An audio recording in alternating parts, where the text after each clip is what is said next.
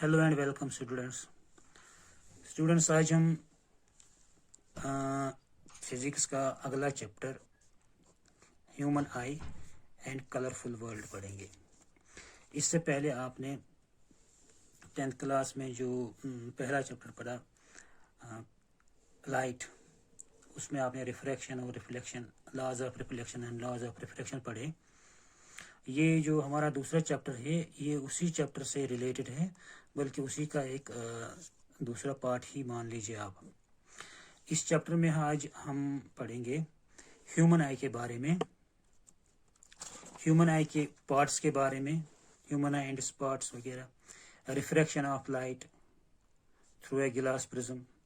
उसके बाद हम पढ़ेंगे इस चैप्टर में एटमॉस्फेरिक रिफ्रैक्शन, और उस एटमॉस्फेरिक रिफ्रैक्शन वो फिनोमेनन जो एटमॉस्फेरिक रिफ्रैक्शन क्या होता है और वो कहाँ कहाँ पर हमें डेली लाइफ में नज़र आता है। Then we will discuss dispersion of light, और उसके बाद स्कैटरिंग ऑफ लाइट। तो ये सारी चीज़ें हम इस चैप्टर में पढ़ेंगे। सबसे पहले हम शुरू करेंगे ह्यूमन आई से। ह्यूमन आई क्या होती है, उसका स्ट्रक्चर कैसा होता है, और उसके पार्ट्स क्या होते हैं, और उन पार्ट्स का क्या क्या फंक्शन होता है। ये स्टूडेंट्स आपने ह्यूमन आई तो हम रोज देखते हैं, अपनी आंख देखें, दूसरों की आंखें देख रहे हैं। ह्यूमन आई में सबसे पहली चीज जो है वो है हमारा इसका स्ट्रक्चर। ये बॉल का जैसा होता है, गोल। तो इस पूरे स्ट्रक्चर हम कहते हैं आई बॉल।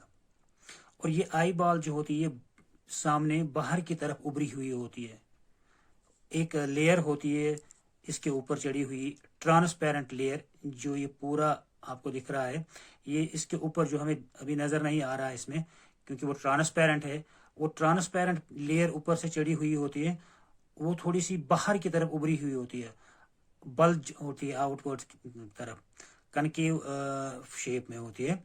और उस बाहर वाली ट्रांसपेरेंट लेयर को हम कॉर्निया कहते हैं। जैसे मैं आपको यहाँ पर एक बनाऊं इस पेज पर, ये इस तरह का एक बाहर की तरफ थोड़ा सा उभरा हुआ होता है, ये पोर्शन, ये बाहर की तरफ बल्ज हुआ है। ये लेयर ट्रांसपेरेंट लेयर होती है हमारी आंख की सबसे बाहरी वाली लेयर, इसको हम कहते हैं कॉर्निया।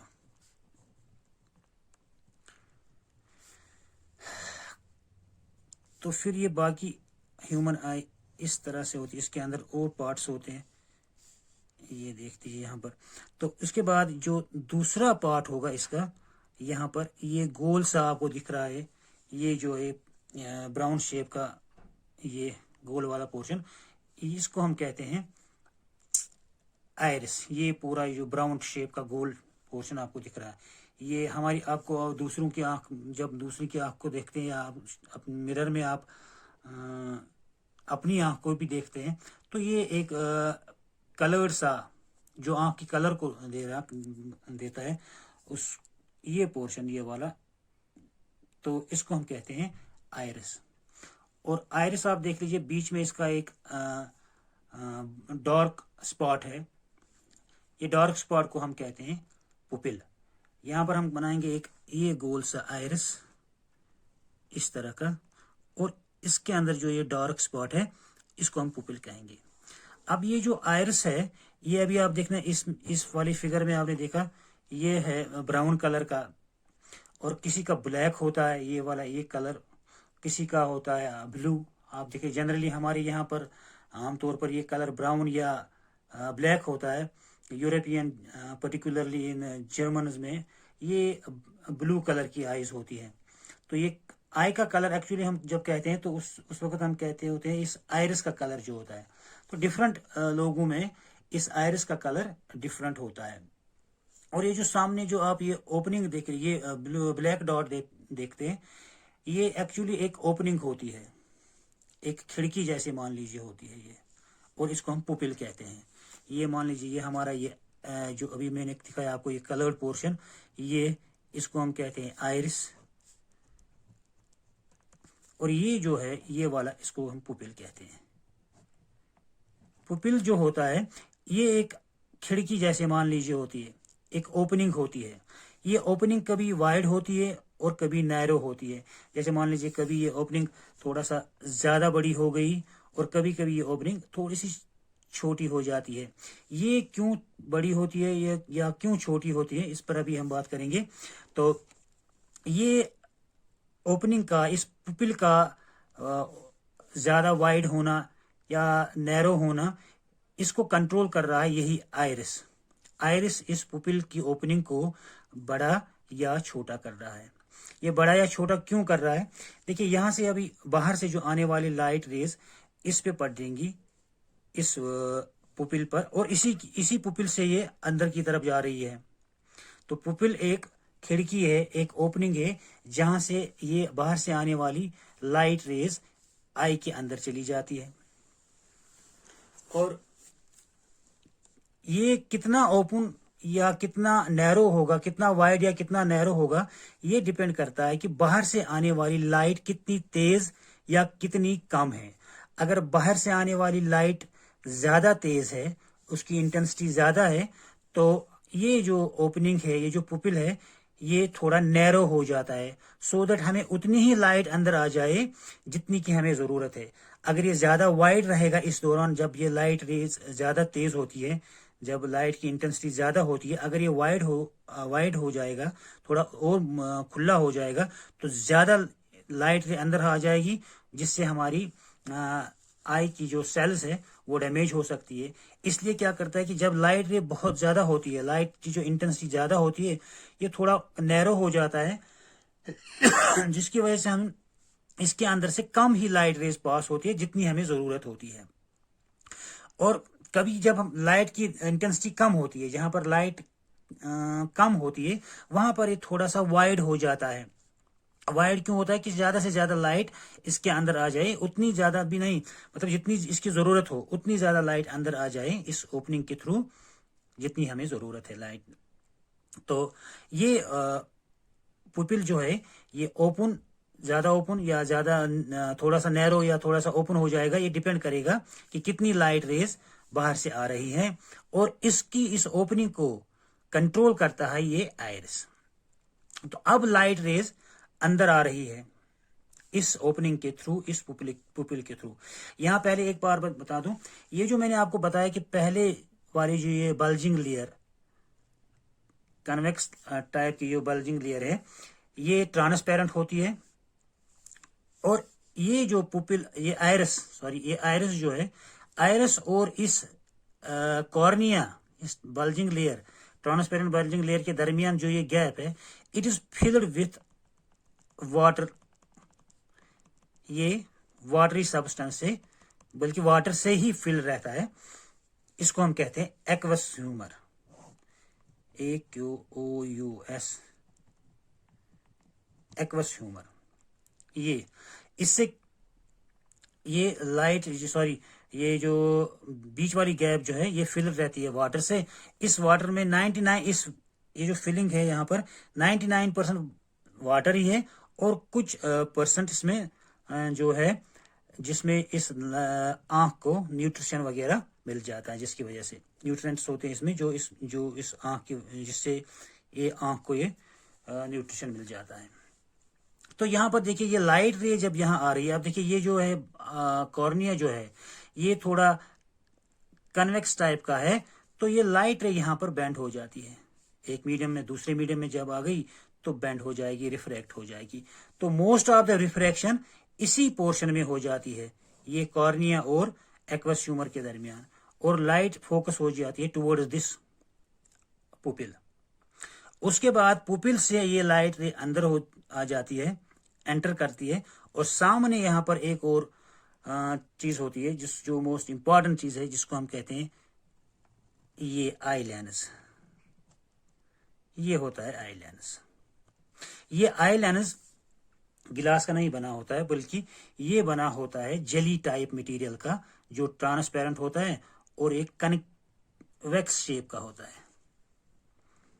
जैसे आपने पहले चैप्टर में पढ़ा कनकेव लेंसेज और कन्वेक्स लेंसेज, तो ये कन्वेक्स लेंस टाइप का यहाँ पर एक लेंस होता है जो जेली टाइप मटेरियल से बना होता है। तो लाइट रेज यहाँ से पुपिल से होके इस कन्वेक्स लेंस में से पास हो जाती है, और ये कन्वेक्स लेंस, आई लेंस जिसको हम कहते हैं आई लेंस,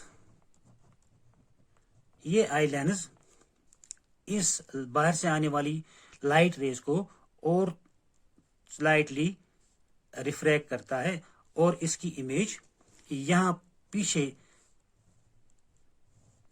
यहां पर कहीं बनाता है। जो लाइट रे यहां से पास होगी तो ये जो हमारा ये लेंस जो है आई लेंस, ये यहां पर एक इमेज बनाता है। जो बाहर का ऑब्जेक्ट है, इस ऑब्जेक्ट से आने वाली लाइट रेज सबसे पहले इस कॉर्निया से पास होती है, कॉर्निया के बाद फिर पुपिल में अंदर आ जाती है, पुपिल से अंदर आने के बाद ये स्ट्राइक होती है इस आई लेंस से। तो आई लेंस यहाँ पर इनको एक पर्टिकुलर पॉइंट पर फोकस करता है जहां पर इस ऑब्जेक्ट की इमेज बनती है। ये पॉइंट जहां पर ये इमेज बनती है, इसको कहते हैं, इस पोर्शन को क्या, ये बाहर जो लेयर बनी होती है इस आई की, ये वाली लेयर जो आई के पीछे वाले पोर्शन में बनी होती है, इसको कहते हैं, इस वाली लेयर को जो यहां पर मैं शेडेड लेयर बना रहा हूं, इस लेयर को कहते हैं रेटिना। आई की दूसरी पार्ट्स की तरह ये रेटिना भी बहुत ही इंपॉर्टेंट रोल इसका है। अगर ये इमेज रेटिना पर बनी तभी हम इसको देख पाएंगे, इस ऑब्जेक्ट की इमेज को। अगर ये रेटिना से पीछे या रेटिना से आगे कहीं पर बनी तो हम इसको देख नहीं पाएंगे। तो इस इमेज का रेटिना पर बनना एक इम्पॉर्टेंट है।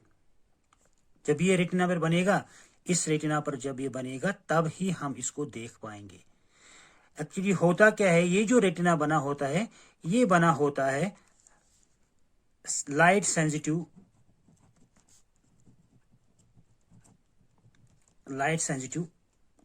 सेल्स से। तो जब इस रेटिना पर, इन सेल्स पर जिनसे ये बना होता है, लाइट रेज पड़ती है तो ये एक्टिव हो जाती है। एक्टिव होने पर जिस चीज की इमेज यहां पर बनी उसकी इंफॉर्मेशन ये ऑप्टिक नर्व्स के जरिए, यहां पर ये सेल्स नर्व्स के जरिए से हमारे ब्रेन के साथ जुड़ी होती है और इनको कहते हैं ऑप्टिक नर्व्स। ऑप्टिक नर्व्स, ये ऑप्टिक नर्व्स के जरिए से हमारे ब्रेन के साथ जुड़ी होती है। तो जब ये लाइट रे इन सेल्स पे पड़ जाती है तो ये सेल्स एक्टिवेट होती हैं और इंफॉर्मेशन हमारे ब्रेन तक इन नर्व्स के जरिए पहुंचा देती है। तो हमारा ब्रेन इस इमेज को जो इस ऑब्जेक्ट की बनी यहां पर रिकॉग्नाइज करता है तो हम इस ऑब्जेक्ट को देख सकते हैं। अगर ये इमेज यहां पर रेटिना पर नहीं बनी तो हमारी ये लाइट सेंसिटिव सेल्स एक्टिव नहीं होंगी, तो हमारे ब्रेन को इंफॉर्मेशन नहीं मिल जाएगी, तो हम इसको, जिससे कहते हैं कि हम देख नहीं पाएंगे, तो हम इसको देख नहीं पाएंगे। तो इस इमेज का रेटिना पर ही बनना बहुत ही इंपॉर्टेंट है। अगर ये रेटिना से आगे पीछे कहीं पर बनी तो हम इसको देख नहीं पाएंगे, हमारी ब्रेन तक इसकी इंफॉर्मेशन नहीं पहुंच सकती। यहां पर मैं ये बता दूं, ये जो लाइट सेंसिटिव सेल्स होती है, दो टाइप की होती है। एक होती है कोन सेल्स। कोन सेल्स क्या करती है, ये कलर को डिफरेंशिएट करती है।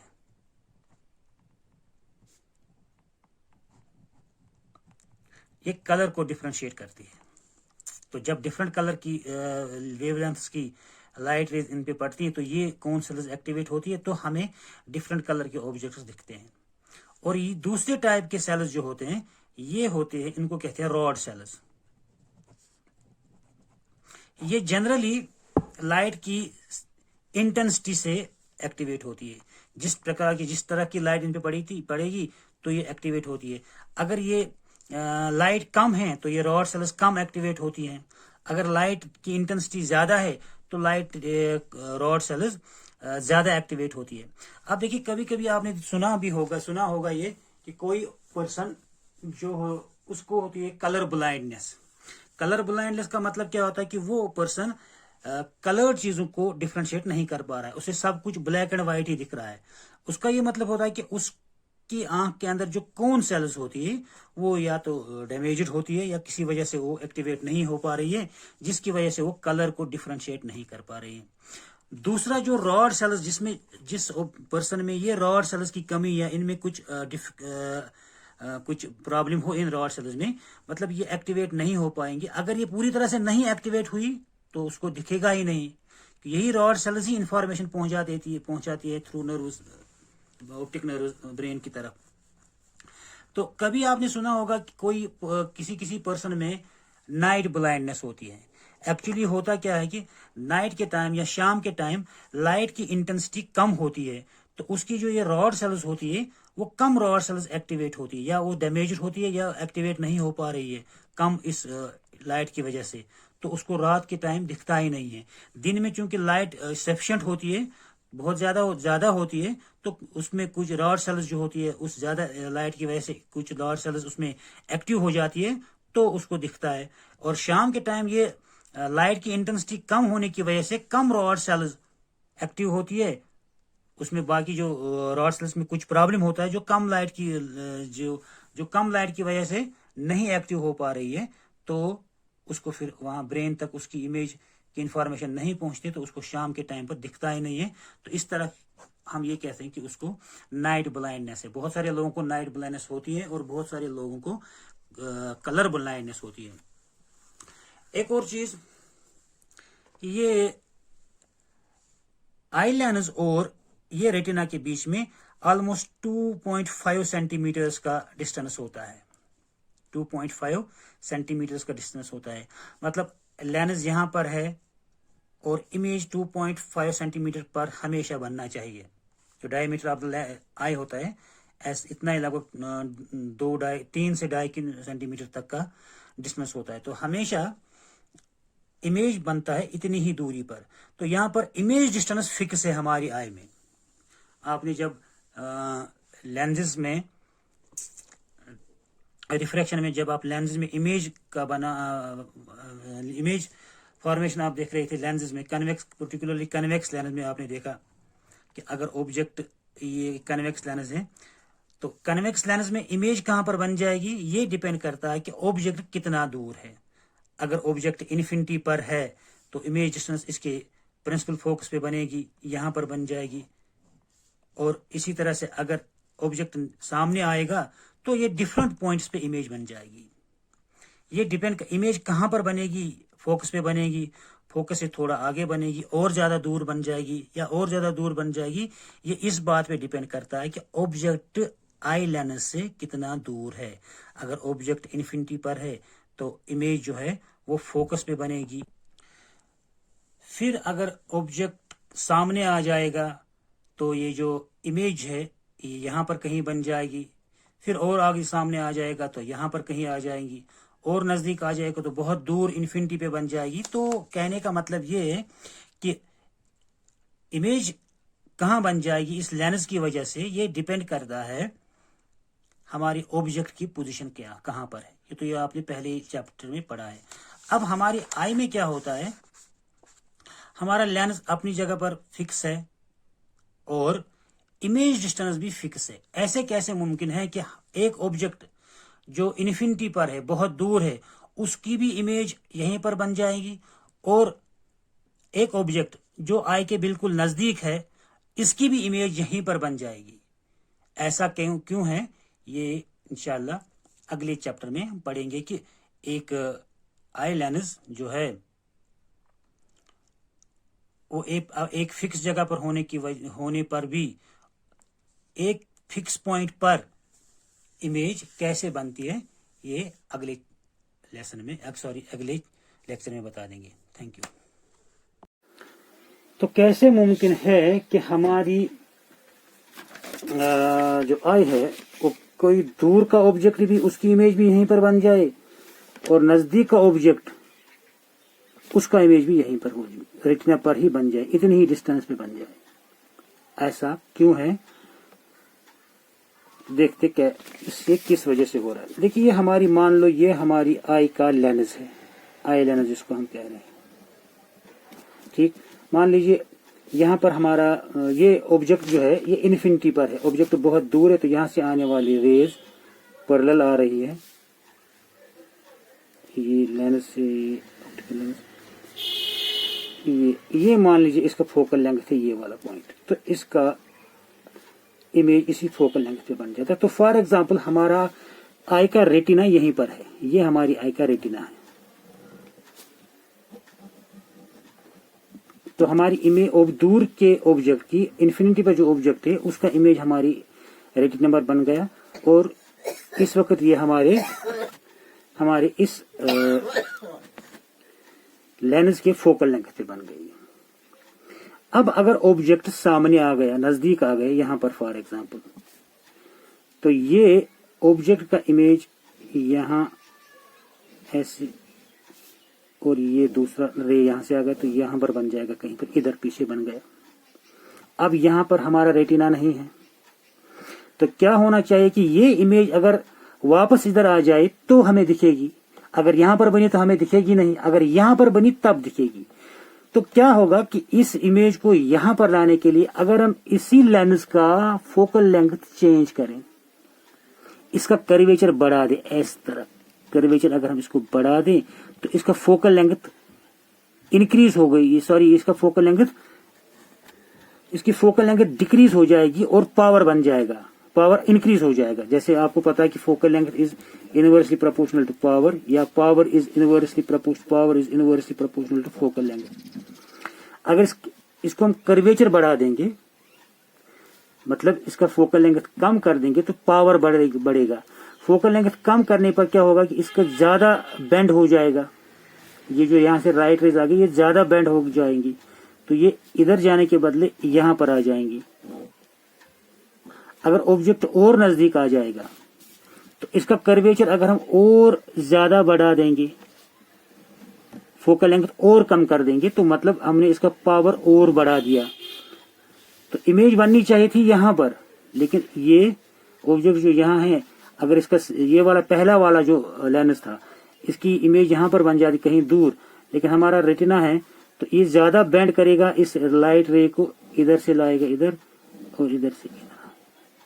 तो क्या होगा कि अगर हम अपनी लेंस का फोकल लेंथ डिक्रीज करते जाएंगे तो नजदीक वाले ऑब्जेक्ट की भी इमेज यहाँ पर बन जाएगी, और यही ऑब्जेक्ट अगर पीछे चला जाएगा तो हमारे लेंस का जो फोकल लेंथ अगर हम उसको इंक्रीज कर देंगे, यही लेंस का अगर हम फोकल लेंथ इंक्रीज कर देंगे तो ये पीछे वाला ऑब्जेक्ट का भी इसी पॉइंट पे बन सकता है। तो ये सब होता है हमारे आई लेंस के साथ।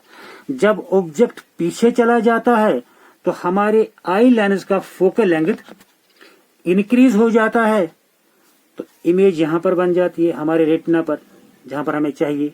और जब ये ऑब्जेक्ट सामने आ जाता है तो हमारे लेंस का कर्वेचर बढ़ जाता है, फोकल लेंथ डिक्रीज हो जाती है, और ये इमेज फिर वापस इसी पॉइंट पे आ जाती है। तो ये हमारे आई का जो ये लेंस है, आई लेंस है, ये ऑब्जेक्ट की डिस्टेंस के हिसाब से अपनी फोकल लेंथ या अपने पावर को एडजस्ट करता है। ये चीज इसको कौन करवाती है? ये होता है, जुड़ा होता है यहाँ पर मसल्स के साथ, सिलेरी मसल्स के साथ।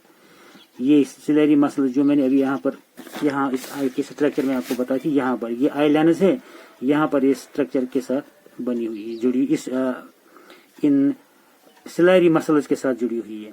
जब ऑब्जेक्ट नजदीक आ जाता है तो ये सिलेरी मसल्स कंप्रेस हो जाती है, तो इसका एक कर्वेचर बढ़ा देती है, फोकल लेंथ कम करती है तो पावर बढ़ जाता है, तो यहीं पर इमेज बन जाती है। जब यही ऑब्जेक्ट पीछे चला जाता है तो ये सिलेरी मसल्स रिलैक्स हो जाती है, वापस अपनी पोजीशन पे आ जाती है, तो इसका फोकल लेंथ बढ़ जाता है, तो पावर कम हो जाता है, तो फिर यहीं पर बन जाती है।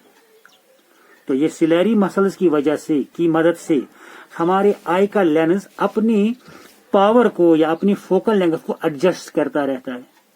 ये हमारी आई लेंस की एक पिक्यूलरिटी है, इसकी एक खसूसियत है, और इस प्रॉपर्टी को कहते हैं power of accommodation. The property या ability of our eye lens, the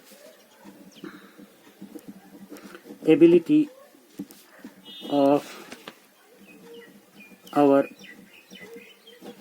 eye lens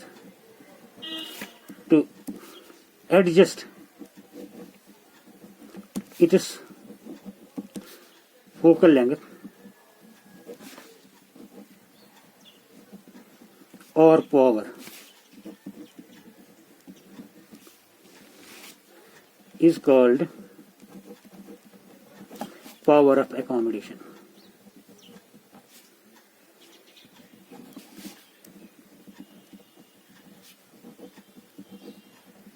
तो हमारी आई लेंस की ये एबिलिटी, ये खुसूसियत, ये सिलेरी मसल्स की मदद से अपनी फोकल लेंथ को इंक्रीज या डिक्रीज करता है, इसको कहते हैं पावर ऑफ एकोमोडेशन। लेकिन यहाँ पर कुछ लिमिट है। आपने देखा होगा कि ऑब्जेक्ट जहाँ कितना भी दूर हम उसको आराम से देख सकते हैं, उस वक्त हम ये जो आई लेंस है, सिलेरी मसल है, वो रिलैक्स हो जाती है, तो हमारा जो इमेज हो वो रेटिना पर ही, इसकी फोकल लेंथ पर ही, यानी कि रेटिना पर ही बन जाता है। लेकिन जो ये ऑब्जेक्ट करीब आता जा रहा है, ये सिलेरी मसल्स कंट्रैक्ट होती जा रही है, ये इस पर प्रेशर बढ़ाती है, तो इसका कर्वेचर बढ़ता जा रहा है, आई लेंस का बढ़ता ही जा रहा है, इसका फोकल लेंथ डिक्रीज हो जाती है, तो ये अब इसी पोजीशन पे बन जाता है इमेज। लेकिन अगर हम बहुत ही क्लोज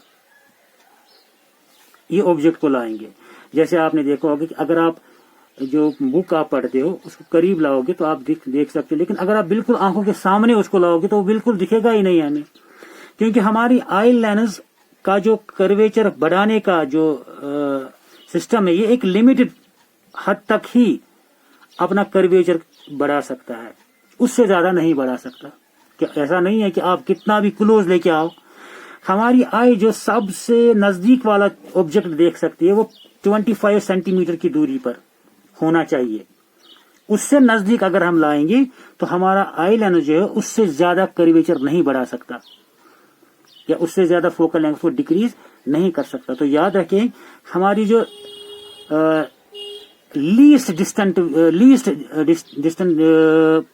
लीस्ट पोजीशन जो हमारी आई ऑब्जेक्ट की होनी चाहिए, कम से कम दूरी, that should be 25 centimetres, not less than 25 centimetre. अगर 25 सेंटीमीटर से लेस आपका ऑब्जेक्ट आ गया तो उतना ज्यादा ये बेंड नहीं कर पा रहा अपने कर्वेचर को, इतना ज्यादा ये फोकल लेंथ को चेंज नहीं कर पा रहा।